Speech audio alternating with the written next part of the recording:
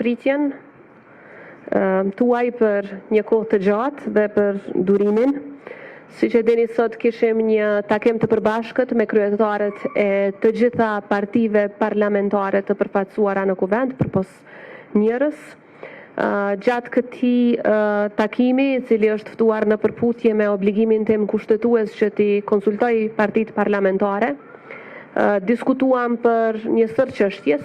Kryesorja natyrisht ishte obligimi në bazë të nenit 95.4 e kushtetutës që këto konsultime të ndodhin para caktimit të mandatarit tjetër, dhe diskutuam në rrjedhë të kësaj në qoftë se dikush nga partitë politike që ishin të ulara rreth asaj tavoline e kanë shumicën e nevojshme për të krijuar qeveri apo jo. Besoj i keni dëgjuar përfaqësuesit e partive politike rreth qëndrimeve të tyre. Ata disa kishin qëndrime që nuk mund të krijojnë shumicë, kishte edhe qëndrime që dëshirojnë të takohemi sërish për të parë mundësinë e propozimit të një mandatari të ri. Megjithatë, ju e dini që sipas kushtetutës, institucioni presidencës i ka 10 ditë deri në marrjen e vendimit në qoftë se mandatohet mandatari i dytë apo jo. Ky afat ka dhënë deri me datën 5 nëntor. Deri me atë datë, unë do të komunikoj sërish me kryetarët e partive. Jo domosdoshmërisht do të mbaj takime individuale me secilin, sepse ka disa që mendojnë që tashmë është ezauruar çdo mundësi, por megjithatë do të jem në komunikim me ta.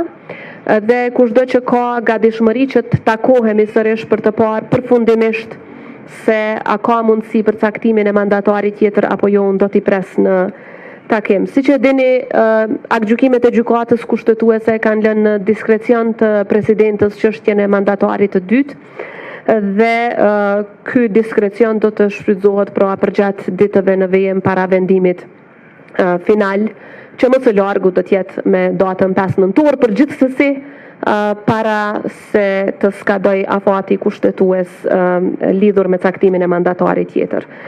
Tani në rast, a do të ketë propozim për mandatar tjetër apo jo, është çështje partive politike të përfaqësuara në kuvend, sepse siç ju thash kishte qëndrime jo unike, pra nuk kishte unanimitet të plotë rreth asaj se a mund të ketë mandatar tjetër apo jo. Çështja e dytë që e kam ngritur është në qoftë se mund të gjejmë një rrugë përpara me dakordim të partive politike për procedim të buxhetit dhe planit të rritjes, një instrument i Bashkimit Evropian nëpërmjet cilës Kosovës i jepen mbi 800 milion euro dhe sa më shumë që kemi vonesa, aq më shumë ne mund të humbasim qasjen në këto fonde. Dhe ai dokument kërkon ratifikim prej 2/3 në kuvend. Nuk ishte gatishmëri nga një numër i madh për procedim të buxhetit i cili sot ishte miratuar nga qeveria.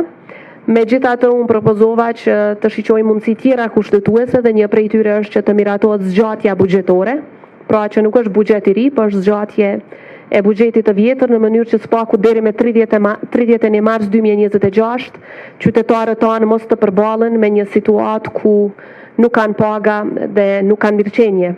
Dhe kjo do të ishte një situatë pa precedent, një situatë jashtëzakonisht e rëndë, sepse një numër i madh i qytetarëve tanë varen dhe mirëqenia e tyre, mbijetesa e tyre varet pikërisht nga paga që e marrin në fund të muajit. Dhe në qoftë se pastaj pas këtyre zgjedhjeve potenciale nuk ka institucione shumë shpejt, atëherë mund të mbesim pa buxhet në tërësi. Rrjedhimisht propozimi im ishte që të gjejmë rrugë përpara, kishte aty shqetësime rreth procedurave, prandaj edhe propozimi im ishte që sipas nenit 79 të kushtetutës, që në qoftë se ata nuk dakordohen që këto të inicohen si nisma legjislative nga qeveria, atëherë atë detyrim ta marr unë dhe si presidente t'i procedoj edhe zgjatjet buxhetore edhe planin e rritjes si ligje në kuvend, meqense nuk i kam kompetencat e kufizuara dhe një gjë e tillë njihet si e drejtë e presidentës sipas nenit 79 të kushtetutës. Kjo çështje nga disa u shqyrtua, do të jem në kontakt me partitë politike në ditët në vijim për të parë nëse ekziston një mundësi e tillë që të procedojmë sipas kësaj metode në mënyrë që të parandalojmë një krizë e cila është e mundshme. Dhe është e mundshme për shkak se ne kemi parë nga zgjedhjet e shkurtit, ka zgjatur shumë certifikimi, pastaj ka zgjatur shumë konstituimi, gjykata kushtetuese akoma nuk e ka sqaruar çka nëse një kuvend nuk konstituohet brenda 30 ditësh. Pra mund të kemi situata kur kemi zgjatje, stërgjatje dhe mund të mbetet vendi pa buxhet dhe qytetarët tanë pa mënyrën e vetme të mbijetesës që i kanë pagat e tyre. Kam diskutuar edhe për propozimin e buxhetit të RTK-s, nuk kam dëgjuar ndonjë qëndrim nga partitë politike, mirë po kam shprehur gatishmërinë e plotë si presidente që për të tejkaluar problemet procedurale që dikush aty i përmendke, që si presidente ti procedoj ato si nisma legislative, sepse s'ka asnjë kufizim as kushtetues as ligjor rreth kësaj. Dhe pastaj aty duhet të gjendet edhe mundësi që të krijohen komisionet parlamentare. Për mua ato shqetësimet se kush e udhëheq një komision sot dhe kush e udhëheq nesër janë totalisht të paarsyeshme, sepse edhe ashtu nuk ju bjen shumë gjatë, mund të ju bijë një javë, 2 dhe nuk ka asnjë arsye se kush i udhëheq komisionet, përderisa kjo shfrytëzohet si një mundësi fleksibile që të kalohen në seancë parlamentare edhe vendimet për zgjatje buxhetore dhe vendimi për planin e rritjes eventualisht edhe vendimi për RTK. Natyrisht ka edhe shumë vendime të tjera në interes qytetarëve, por shpresa ishte që mund të ketë reflektim nga partitë që këto t'i zgjidhim si probleme dhe pastaj me njëherë të procedohet me zgjedhje në rast se nuk ka mandatar të dytë. Po e them në rast se për shkak se kryetari i lëvizjes vetëvendosje, njëkohësisht kryeministër në detyrë, ka kërkuar që të më takoj edhe një herë para se të skadoj afati 10 ditor, që është për caktim të mandatarit të dytë, dhe pas konsultimeve që i ka brenda partisë politike që e përfaqëson, do të vi me propozim apo jo, është çështje e tyre, mirë po ne kemi detyrim kushtetues që t'i respektojmë ato afate. Pastaj nëse ka propozim për mandatar të ri, atëherë hyn në shprehje dispozita të reja kushtetuese dhe afate të reja, por megjithatë nëse nuk ka qeveri, dihen edhe ato pastaj janë 30 deri 40 ditë për mbajtjen e zgjedhjeve. Pra pak a shumë këto kanë qenë disa prej temave, është fati keq për Kosovën dhe gjithë qytetarët që nuk kemi arritur, konkretisht partitë politike të përfaqësuara në kuvend nuk kanë arritur që të konsolidojnë, konstituojnë gjitha institucionet përfshi edhe qeverinë dhe ka kaluar një kohë e gjatë, e humbur, dhe bashkë me kohën kemi humbur edhe shumë mundësi për vendin tonë, kështu që si presidente do të angazhohem që të respektohet kushtetuta në përpikmëri, por një gjë që është shumë e rëndësishme ta dini është aktgjykimet e gjykatës kushtetuese thonë që presidentja duhet të bëjë çmos që të evitojë zgjedhjet. Pra ky është detyrimi i presidentës. Partitë politike i kanë qëndrimet e tyre, dikush dëshiron sot, dikush nesër, dikush pas nesër të shkojnë zgjedhje, por detyrimi i presidentës është tjetër. Detyrimi i presidentës është që të bëjë çmos që të evitohen zgjedhjet. Ta detyrim duhet ta kryej në përputhje të plotë me kushtetutën, prandaj do t'ju lutim për durim edhe për shumë pak ditë derisa të sqarohen të gjitha rrethanat rreth caktimit të mandatarit të dytë. Urdhroni. Do t'i marrim hyjtjet tuaja, vetëm ju lutem me ran. Përshëndetje presidente, Idal Gola nga A2 CNN. Shpesh edhe ju jeni në përfundim të mandatit, muajit të fundit dhe mandati i presidentit ka fillu të përmendet edhe si mundësi për zgjedhje të tjera të jashtëzakonshme. A ka pas diskutime për postin e presidentit në takim dhe 2 a keni ju pretendime për një tjetër mandat në këtë post? Kjo çështje është ngritur nga disa prej pjesëmarrësve për të paralajmëruar një situatë me të cilën edhe mund të ballafaqohemi si vend. Pra ta zëm ka zgjedhje në dhjetor, pastaj merr disa muaj kohë derisa t'i kemi institucionet, edhe kuvendin edhe qeverinë zgjedhur, dhe pastaj sapo ta kemi potencialisht një qeveri, me njëherë në mungesë të një kuorumi prej 2/3, me njëherë vendi detyrohet të shkojë në zgjedhje të reja, siç parashihet me kushtetutë për shkak dështimit të zgjedhjes së presidentit. Një situatë e tillë u përmend, pak a shumë për me paralajmëruar që mund të kemi 2 palë zgjedhje në 3-4 muajt në vijim, që është një situatë e rëndë, jo vetëm për KQZ-n se institucion që do të sfidohet me këto situata, por edhe si një situatë ku qytetarët fatkeqësisht për një periudhë të gjatë i bie që mos t'i kenë institucionet e veta me kompetenca të plota kushtetuese. U diskutua edhe mundësia që të kemi zgjedhje të drejtë për drejtë të institucionit të presidentit nga populli, mundësi që unë e përkrah plotësisht dhe kam përkrahur që nga viti 2010 e tutje.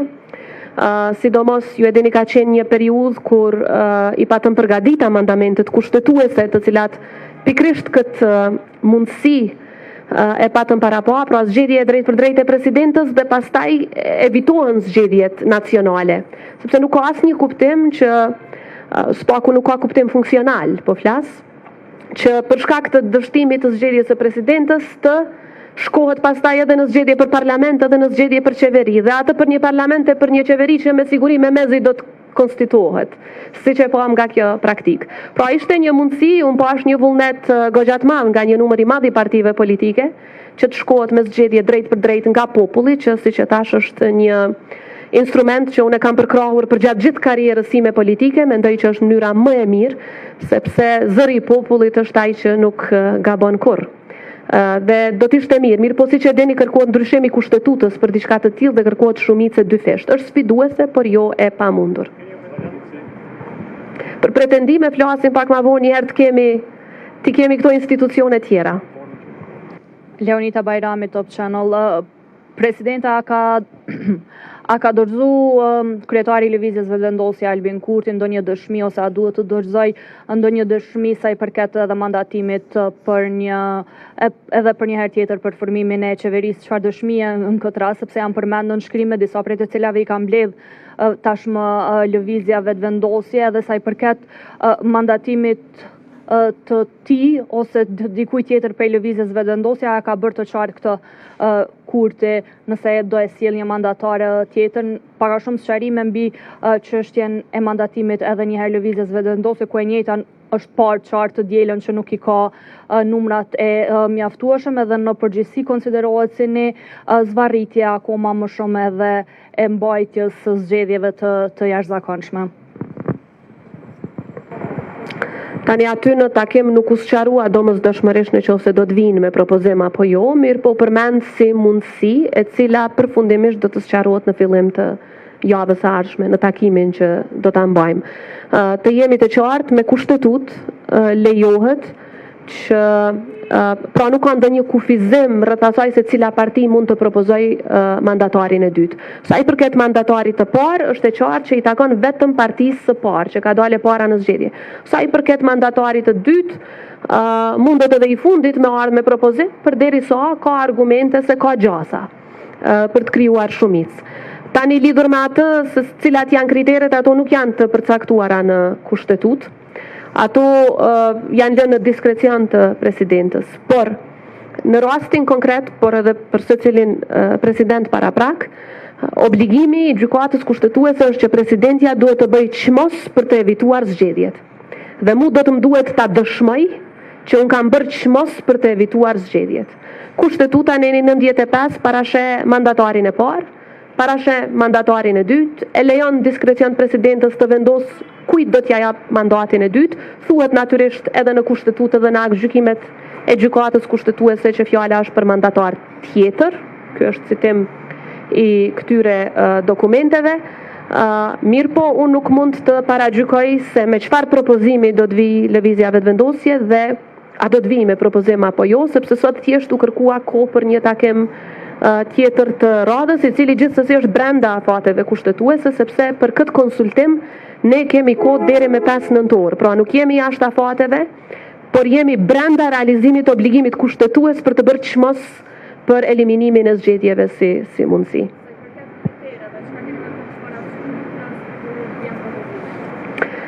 Si që përmenda, asnjë kriter nuk është i përcaktuar në kushtetutën e Kosovës.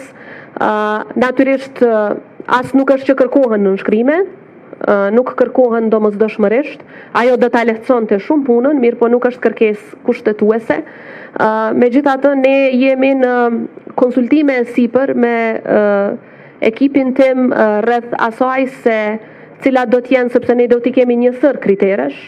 Ta zëm nuk mund të mandatohet dikush që është involvuar në krim dhe korrupsion. Tazëm nuk mund të mandatohet dikush që i shkel interesat e Kosovës.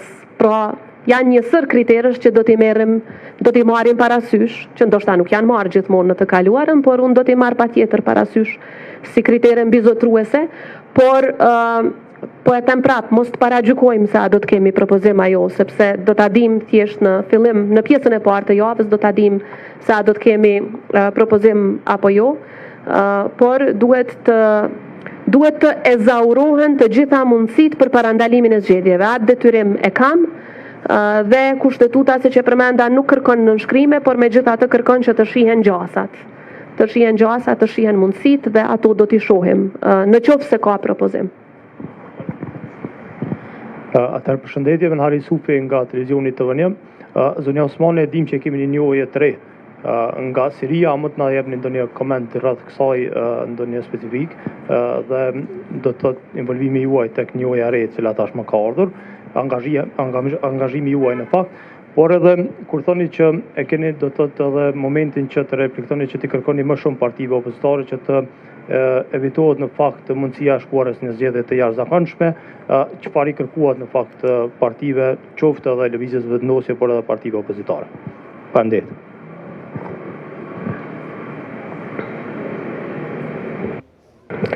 Sa i përket njohjes nga Siria, dua t'i uroj edhe një herë gjithë qytetarët e Republikës së Kosovës. Natyrisht që Kosova meriton secilën njohje të pavarësisë së saj, sepse pavarësia e Kosovës është në përputhje të plotë jo vetëm me vullnetin e popullit tonë dhe pas një sakrifice shekullore ndër brezash, por është njëkohësisht edhe në përputhje të plotë me të drejtën ndërkombëtare, siç është konfirmuar nga Gjykata Ndërkombëtare e Drejtësisë para shumë vitesh.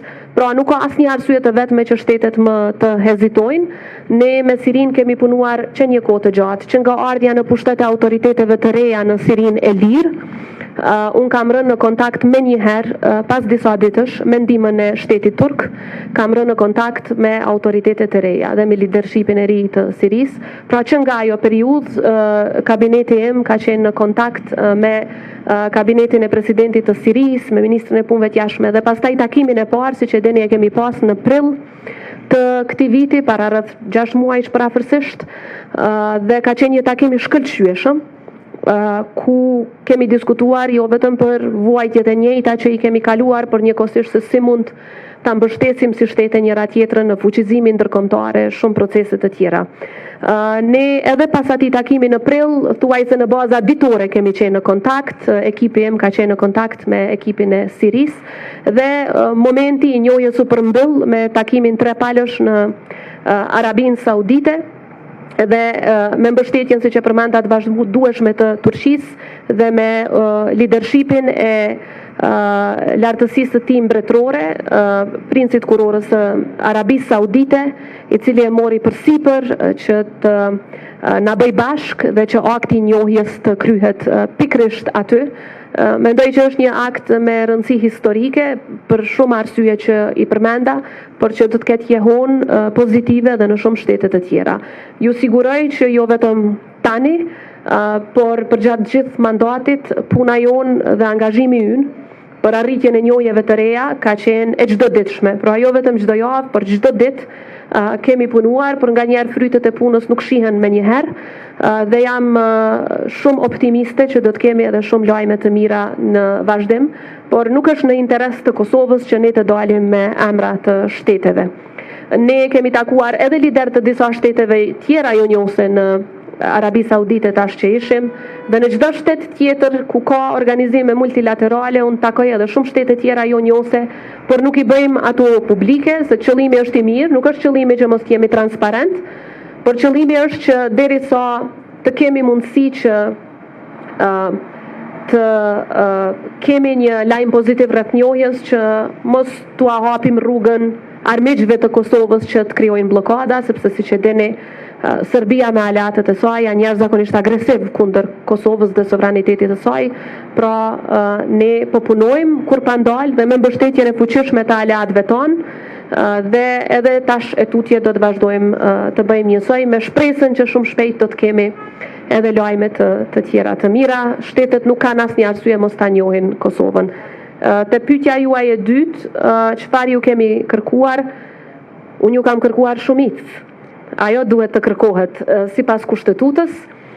Mirë po sot nuk ishte askush i gatshëm që të garantoj shumicën, megjithatë jemi ende brenda afatit kushtetues për të pritur një gjë të tillë deri me datën 5 nëntor. Me 5 nëntor pastaj e dim më qartë se a do të kemi mandatar të dytë apo jo. E dyta që ju kam kërkuar ishte buxhet për qytetarët e Kosovës, qoftë për 3 mujorin e parë, planin e rritjes mbi 800 milion euro për qytetarët e Kosovës, jo për partitë, shkojnë për qytetarët tanë. Dhe e treta edhe te i kalimi i krizës që e ka RTK-ja, mirë po do na duhet të punojmë ende me shpresën që spaku për ndonjërin prej këtyre mund të gjejmë zgjidhje përpara. E kemi edhe pyetjen e fundit. Kisha lut vetëm me mikrofon, kush e merr mikrofonin. Vetëm. Po, ju kisha lutë që rregullat e shtëpisë ti respektoni, po. Qëndresa Velagoshi prej Klan Kosovës. Atëherë me qenë se ka interpretime të ndryshme rreth çështjes nëse Kurti mund të jetë mandatar edhe një herë sërish të rimandatohet nga ju, është e qartë për ju se si duhet të bëhet nëse ju vije Kurti sërish si mandatar brenda këtij afati që i dhat.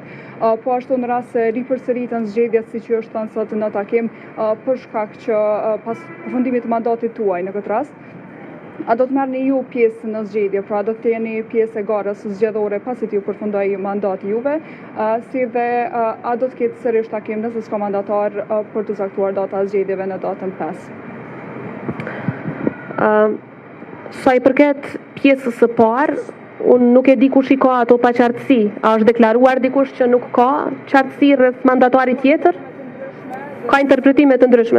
Po ju them shumë sinqerisht, nuk i kam pa. Ka interpretime të ndryshme, po thot burimi. Okej. Nuk i kam dëgju, jo, sa për sqarim, unë ju besoj grave ma shumë, kështu që me qenë se thatë jo, mirë, po nuk i kisha dëgju, prandaj edhe ju pyeta. Nuk i kisha dëgju ato interpretime të ndryshme, nuk e di nga ku vinë. Po ju tregoj që aktgjykimi i gjykatës kushtetuese, një kemi në vitin 2014, një në vitin 2020 dhe një pastaj në vitin 2021. Janë 3 aktgjykime gjykatës kushtetuese që merren me këto tema. Dhe aty thuhet duhet ta caktoj mandatarin tjetër. Pra ashtu shkruan. Ato aktgjykime nuk i kam shkruan. I ka shkruar gjykata kushtetuese, kushtetuese.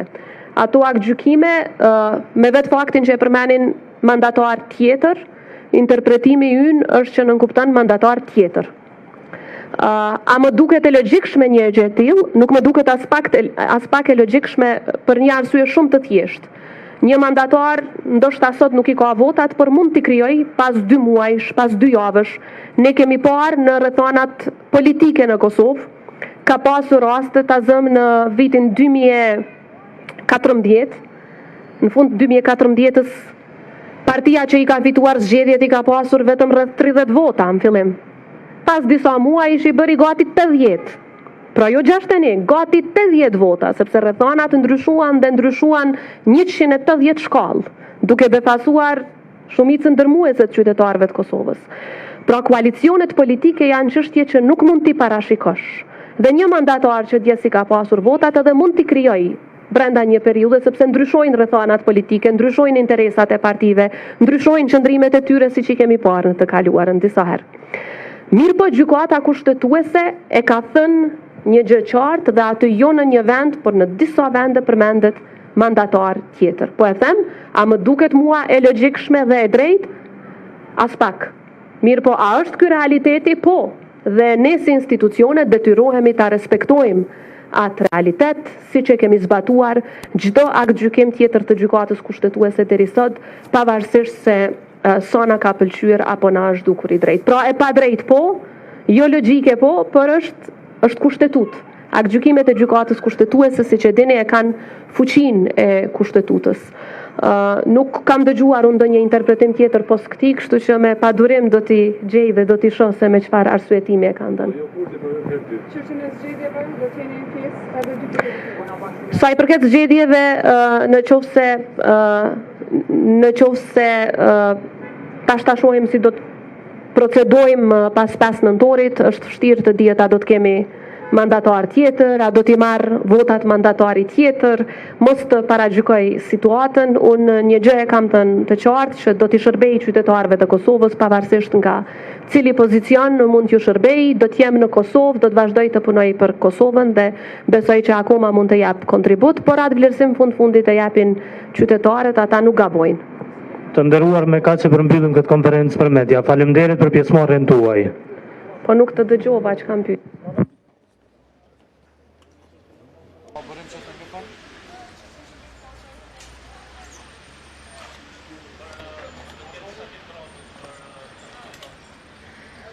Takim të radhës për caktimin e datës zgjedhjeve, unë i pyeta partitë politike a dëshirojnë ta kenë edhe një takim, kishte disponim të ndryshëm, megjithatë unë do t'i kontaktoj secilin prej tyre, nëse dëshirojnë me u taku edhe për datë zgjedhjeve mirë, nëse dëshirojnë atër 14 shkurtin e 2021 se pa ta caktu shpejt, po edhe ka qenë pandemi, ka qenë pak më vështirë me organizu takime të tilla sikur ky.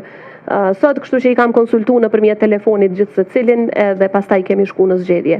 Kësaj radhe e shohim, që pse ata e shohin nevojshme, unë i mbledh prap dhe i diskutojmë datat, edhe pse e dini është 30 deri 40 ditë aty, eventualisht mundet me qenë vetëm një diel ose maksimum 2 të diela. Nuk është që ka ndonjë as dëm as ndonjë favor të madh. Spaku unë që e shoh që i bëhet kujt do qoftë. Për momentin jam e fokusuar për të gjetur këto pak ditë që kanë mbetur, në qoftë se nuk ka mandatar të suksesshëm të ri. Këto pak ditë që kanë mbetur ta shohim se a ka mundësi që spaku të kemi zgjatjen buxhetore dhe planin e rritjes të miratuar. Këtë e kam fokus. Hajde edhe ti.